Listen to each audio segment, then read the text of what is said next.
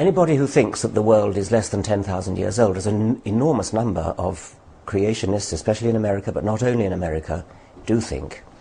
The best excuse for them is lamentable ignorance. Ignorance is no crime, but it's something to be remedied by education. Anybody who is not ignorant, anybody who's been shown the facts and still believes the world is less than 10,000 years old, there's got to be something wrong with them. To give an idea of the magnitude of the error, to believe that the world is less than 10,000 years old, given that we know the world is actually 4.6 billion years old, it's equivalent to believing that the width of North America, right across from New York to San Francisco, is less than 10 yards. And that's the scale of the error we're talking about. So you've either got to be staggeringly ignorant, which most of them are, or if you're not ignorant, you've got to be insane.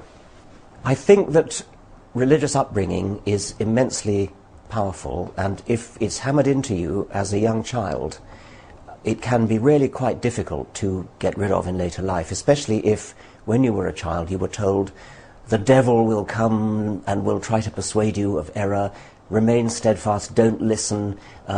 Sometimes they were even told things like, don't believe when people bring something they call evidence. Faith is more important than evidence. I mean, it's really a really appalling stranglehold that these archaic beliefs have on minds that have been warped since childhood. It's such a privilege to understand where we come from, a privilege that's granted to those of us who live after 1859, that to deny children that privilege is wicked.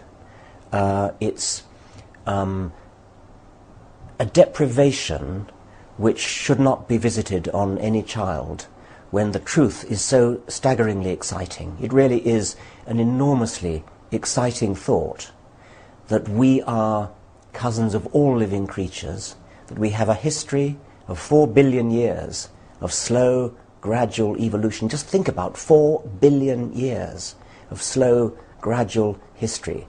That's not something we can easily take on board, but the effort of doing so is well worth it. It's such a beautiful thought that we are the heirs of 4 billion years of maybe 3.5 billion years of evolution, and that we are cousins of all living things. When you put that against the measly, piddling little ideas that are in Genesis, it's just no comparison, and it's a sad and diminishing deprivation of a child's opportunities to be denied that knowledge.